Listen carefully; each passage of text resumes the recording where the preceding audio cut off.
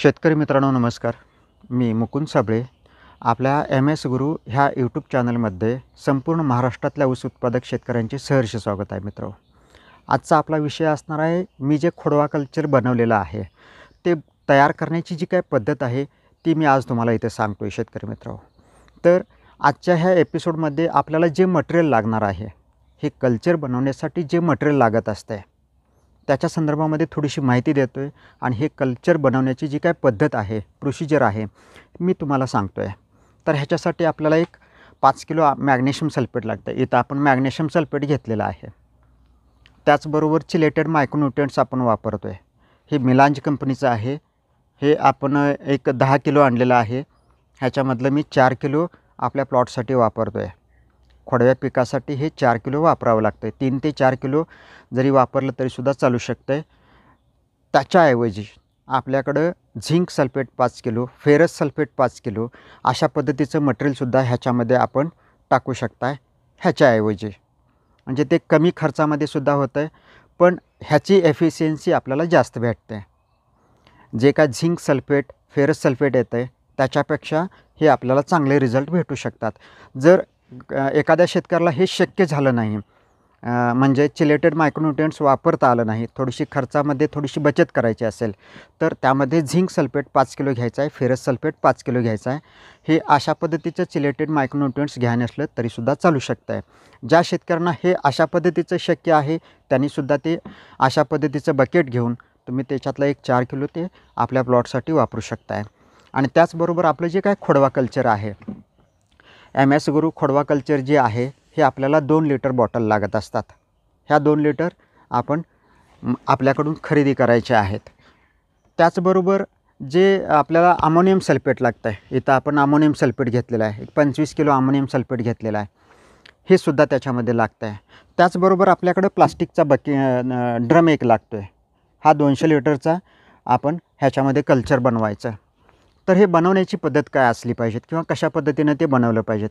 अशाच पद्धतीचा एक प्लास्टिकचा बकेट घ्यायचा, त्याच्यामध्ये मॅग्नेशियम सल्फेट 5 किलो ॲड करायचं, 5 लिटरच्या आसपास पाणी टाकायचं किंवा एक 10 लिटर पाणी टाकायचं, त्याच्यामध्ये पूर्ण ते विरघळून घ्यायचं, ह्या ड्रममध्ये टाकायचं आहे. अशाच पद्धतीनं हे चिलेटेड मायक्रोन्यूट्रिएंट्स असतील किंवा झिंक असेल, फेरस असेल, हे अशाच पद्धतीने 5 किलो बकेटमध्ये घ्यायचं आहे. बकेटमध्ये घेतल्याच्यानंतर आपण पाणी टाकायचं, पाण्यामध्ये पूर्ण विरघळून घ्यायचं, ते ह्या ड्रममध्ये टाकायचा आहे. अशाच पद्धतीनं हा अमोनियम सल्फेटचा कंटेंटसुद्धा अगदी एक 5-6 किलो घ्यायचा, तो पाण्यामध्ये पूर्णपणे मिक्स करून घ्यायचा आणि ह्याच्यामध्ये टाकायचा आहे. अशा पद्धतीने हे 25 किलो अमोनियम सल्फेट वापरायचं.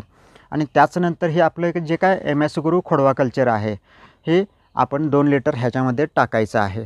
ह्याच्यानंतर आपल्याकडं ह्याच्यामध्ये जैविक कुठलंही असेल मटेरियल ह्याच्यामध्ये आपण वापरू शकत नाही. त्याचबरोबर अजून काहीतरी ह्याच्यामध्ये ट्रायकोडर्मा असेल, सुडोमोनास असेल, बॅसिलससारखे घटक शेतकरी बऱ्याच मोठ्या प्रमाणात वापरण्याचा प्रयत्न करत असतात. पण शेतकरी मित्र, हे केमिकल फॉर्म्युलेशन आहे. ह्याच्यामध्ये शक्यतो कुठलंही जैविक, शक्यतो म्हणण्यापेक्षा तुम्ही अजिबात वापरू नका. जैविकचे कुठलेही घटक ह्याच्यामध्ये अजिबात वापरायचे नाहीत. हे एवढंच हे खोडवा कल्चर बनवण्यासाठी लागतं आहे. आणि हे कल्चर बनवल्याच्यानंतर हे पूर्ण काठीनं पूर्ण ढवळून घ्यायचं, एकजीव करायचं आणि झाकून द्यायचं. आणि त्याच्यानंतर दररोज ह्याची सकाळी किंवा संध्याकाळी अशी एक वेळ आपण त्याची ढवळणी केली पाहिजेत किंवा त्या काठीनं हलवलं पाहिजेत. आणि हे वापरायचं पद्धत किंवा वापरणे किती दिवसानंतर आपण वापरू शकतो आहे, तर शेतकरी मित्र, हे आपण एक 5 ते 8 दिवसानंतर आपल्या प्लॉटमध्ये वापरू शकतो आहे. ज्यांच्याकडं ठिबक आहे, व्हेंचुरी असेल, STP असेल किंवा डोझल पंप ह्या सिस्टीमच्या माध्यमातून जर देत असाल तर हे 200 लिटर कल्चर आपल्या प्लॉटमध्ये हे त्या माध्यमातून देऊ शकताय. पाटपाण्याच्या शेतकऱ्यांना काय करायचं आहे, तर पाटपाण्याच्या शेतकऱ्यांना 1 एकरमध्ये माझ्याकडं साधारण एक 20 सरी आहेत. तर ह्या 20 सरीमध्ये आपल्याला हे कल्चर द्यायचं आहे. तर सर्वसाधारण एक प्रत्येक सरीला ते साधारण एक 10 ते 20 लिटर येतं आहे किंवा एक 5 ते 10 लिटर येतं आहे. एका सरीला ते साधारण एक माझ्या हिशोबाने एक 10 लिटर येतं आहे. तर ते 10 लिटर त्या सरीमध्ये अगदी थोडं थोडं थोडं पाण्याबरोबर ते सोडून द्यायचं. म्हणजे आपल्या पूर्ण 1 एकरमध्ये ते पूर्ण मिक्स होऊन जातं आहे आणि आपल्याला ह्याचे रिझल्टसुद्धा अतिशय छान पद्धतीचे येतात. शेतकरी मित्र, हे अजून आपण कशा पद्धतीनं वापरू शकतो आहे, तर आपल्याकडे जी लागण लागण पिकासाठी जे आपण शेवटचं पाणी देतो आहे, लागण पीक तुटायच्या आधी आपण जे शेवटचं पाणी देतो आहे. आता माझ्याकडं डिसेंबर महिन्यामध्ये ऊस माझा तुटणार आहे, तर नोव्हेंबरच्या पहिल्या आठवड्यामध्ये एखादं पाणी आपल्याला द्यावं लागतं आहे. तर हे देत असतेवेळी ह्या पाण्याबरोबरसुद्धा हे कल्चर जर दिलं तर अजून ह्याची एफिशियन्सी किंवा ह्या खताचं जे काय कार्यक्षमता आहे, जमिनीमधली कार्यक्षमता जी आहे ते अजून चांगल्या पद्धतीने तुमच्या खोडव्या पिकावरती चांगल्या पद्धतीने ह्याचे रिझल्ट दिसतात. आणि तुमचं खोडव्याचं पीकसुद्धा अतिशय तुमचं जसं लागणीचं उत्पादन येतं आहे त्याच पद्धतीने हे खोडव्याचंसुद्धा उत्पादन आपल्याला 100% घेता येऊ शकतं आहे. अशा पद्धतीचं हे थोडंसं तंत्रज्ञान आहे. तर हे तुम्ही लागण पीक तुटायच्या आधी शेवटच्या पाण्याबरोबर आणि किंवा लागण पीक तुटल्याच्यानंतर तुम्ही पहिल्या पाण्याबरोबर हे कल्चर अशा पद्धतीनं बनवून ते 5 ते 8 दिवस हे ठेवायचंच मित्र. हे ठेवल्यामुळं काय होतं आहे, हे जे काय सगळे घटक त्याच्यामध्ये जे टाकलेले आहेत, तर त्याच्यामध्ये मी सातत्यानं प्रत्येक एपिसोडमध्ये मी सांगत आलेलो आहे की कुठल्याही खताचं आपल्याकडे जेही खत वापरताय, रासायनिक खत जेही वापरताय ते चिलेशन करून वापरत चला. चिलेशन केल्यामुळं प्रत्येक खतांची कार्यक्षमता जी असते जमिनीमधली ती जवळपास 2 ते 3 पट होते. कुठलंही खत त्याच्यामध्ये DAP असेल, 10-26-26, 12-32-16, 18-18-10 ही जशी आपण खतं वापरतो त्याचं चिलेशन करतो आहे आणि चिलेशन केल्याच्यानंतर त्याची कार्यक्षमता ही जवळपास 2 पट 3 पट आपण करू शकतो आहे. तर हेच फॉर्म्युलेशन आपण ह्याच्यामध्ये सुद्धा ॲड केलेलं आहे. ह्याच्यामध्ये बऱ्याच शेतकऱ्यांचे फोन आले की सर ह्याच्यामध्ये घटक कोणकोणत्या पद्धतीचे आहेत.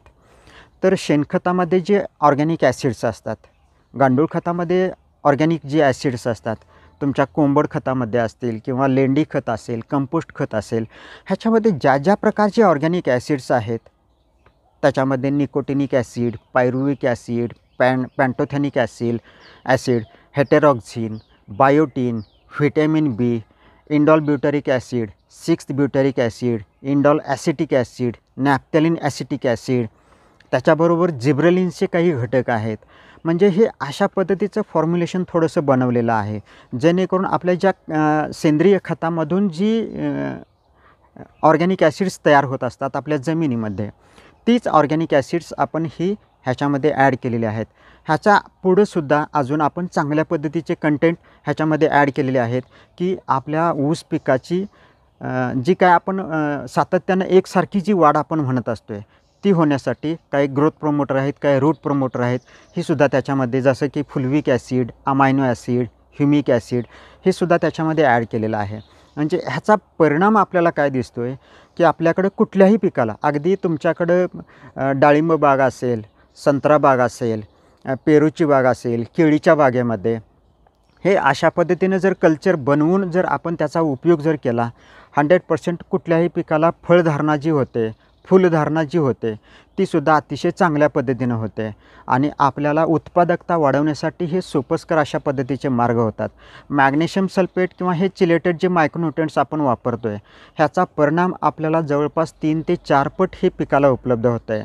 आणि ह्याच्यामध्ये एक महत्त्वाचं कारण सांगतो शेतकरी मित्र, अतिशय महत्त्वाचा मुद्दा आहे की शेतकरी मित्रांना ह्याच्यामध्ये आपल्याला मातीचं परीक्षण केल्यानंतर आपल्याला ह्या जमिनीमध्ये वेगवेगळ्या पद्धतीच्या खनिजापासून ही आपली माती तयार झालेली असते आणि आपल्याकडे कितीही खत मोठ्या प्रमाणात जमिनीमध्ये टाकलं तर ते माझ्या मुख्य पिकाला अतिशय कमी मात्रेमध्ये उपलब्ध होतं आहे. ह्याच्या पाठीमागची कारणं जर बघितली, आपल्या जमिनीमध्ये मुक्तचुन्याचं प्रमाण जे असतं आहे, आपण जो मुक्तचुना कॅल्शियम कार्बोनेटयुक्त खनिजापासून तयार झालेली जी माती असते त्या मातीमध्ये हे मुक्तचुन्याचं प्रमाण आपल्याला अगदी 5% अगदी 15% दिसतं आहे.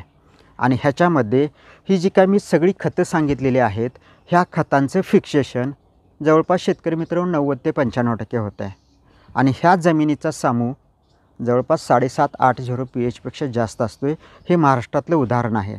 आणि त्याच्यासाठी हे तंत्रज्ञान काय सांगतं आहे की माझ्याकडं जेही न्यूट्रिएंट्स माझ्या पिकाला मिळत नाहीत, जेही सूक्ष्म अन्नद्रव्य माझ्या पिकाला अतिशय कमी मात्रेमध्ये उपलब्ध होतात, तीच मात्रा जी काय आहे ती आपण चिलेशन करून त्याचं एक ऑर्गॅनिक फॉर्म्युलेशन तयार करून, ऑर्गॅनिक फॉर्म्युलेशन म्हणजे ऑर्गॅनिक चिलेशन करून, ऑर्गॅनिक घटकाचं रासायनिक खताला चिलेशन करून कोटिंग तयार करून ते आपण जमिनीमध्ये द्यायला शेतकऱ्यांना सांगतो आहे. त्याचा परिणाम अशा पद्धतीनं होतो आहे, ह्याचं फिक्सेशन कुठल्याही जमिनीमध्ये ज्या जमिनीमध्ये आपण लॅटरॅटिक सॉईल म्हणतो आहे, ज्या ठिकाणी झिंक फेरसची मात्रा ही त्या जमिनीमध्ये जास्त असते, कॅल्शियम कार्बोनेटयुक्त पासून जी बनलेली माती असते त्याच्यामध्ये मुक्त चुन्याचं प्रमाण जास्त असतं. बेसाल्ट खनिजापासून जी तयार झालेली माती असते त्याच्यामध्ये पोटॅशियमची विपुलता जास्त असते आणि अशा खतांचं फिक्सेशन अशा जमिनीमध्ये प्रचंड मोठ्या प्रमाणात दिसतं आहे. आणि म्हणूनसाठी हा एक प्रयोगशील जो काय मार्ग आहे हा जर प्रत्येक शेतकऱ्यानं जर अवलंबला तर काय होतं आहे, ह्याचं फिक्सेशन आपल्याला टाळता येतं आहे. आता मी 100% गॅरंटीनं सांगतो आहे की हे ज्यावेळी अशा पद्धतीनं कल्चर बनवून तुम्ही ॲप्लिकेशन देताय, जमिनीमध्ये हे कल्चर सोडताय आणि हे सोडल्याच्या नंतर ह्या खतांची एफिशियन्सी म्हणतो आहे किंवा कार्यक्षमता जी म्हणतो आहे ती आपल्याकडं जवळपास 40, 45, 50% आसपास भेटते.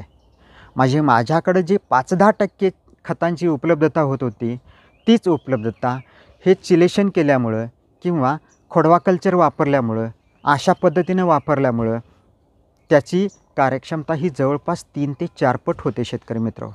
म्हणजेच आपण योग्य दिशेने मार्ग करतो आहे किंवा योग्य दिशेनं काम करण्याचा प्रयत्न करतो आहे. आणि अशा पद्धतीचं हे तंत्रज्ञान जे काय आहे हे तंत्रज्ञान महाराष्ट्रातल्या प्रत्येक शेतकऱ्यानं त्याचा वापर करावा आणि खोडव्या पिकासाठी असेल, लागण पिकासाठी असेल, अशाच पद्धतीचं फॉर्म्युलेशन आपण सातत्यानं बनवत जाणार आहे. आणि अशाच पद्धतीच्या वेगवेगळ्या नवनवीन जी काय तंत्रज्ञानं आहेत ते आपल्या ऊस पिकामध्ये वापरली पाहिजेत, जेणेकरून माझ्याकडचं जे उत्पादन आलं पाहिजे ते चांगल्या पद्धतीनं आलं पाहिजेत, माझं टनेज वाढलं पाहिजेत आणि माझ्या खर्चामध्ये थोडीशी बचत झाली पाहिजेत. ह्याच्या पुढं जाऊन सांगतो आहे, आता हे जे काय आपण सूक्ष्म अन्नद्रव्य वापरलेले आहेत, मॅग्नेशियम सल्फेट वापरलेलं आहे, ह्याच्यामध्ये आपल्या प्लॉटमध्ये अगदी पुढच्या 3 ते 4 महिन्यामध्ये हे सूक्ष्म अन्नद्रव्य किंवा मॅग्नेशियम सल्फेट वापरण्याची गरज लागत नाही. म्हणजे हा आपला एक बेसल डोसमध्ये आपण जो कार्यक्रम करतो आहे तोच ह्याच्यामध्ये ॲड करून आपण चिलेशन करतो आहे ह्या ड्रममध्ये आणि चिलेशन करून आपण आपल्या प्लॉटमध्ये देतो आहे आणि प्लॉटमध्ये दिल्याच्यानंतर ह्याची कार्यक्षमता जवळपास 3 ते 4 पट 5 पटसुद्धा होऊ शकते. काही ठिकाणी जमिनीचा pH कमी असतो आहे, अशा ठिकाणी ते जवळपास 4 ते 5 पट त्याची कार्यक्षमता वाढते. म्हणजे अशा पद्धतीचं तंत्रज्ञान आपल्या प्लॉटमध्ये राबवून आपल्या खोडव्या पिकाचं नियोजन तुम्ही चांगल्या पद्धतीनं करू शकताय आणि उत्पादकता वाढवण्यासाठी असे सोपस्कर काही मार्ग निर्माण करतो आहे शेतकरी मित्र.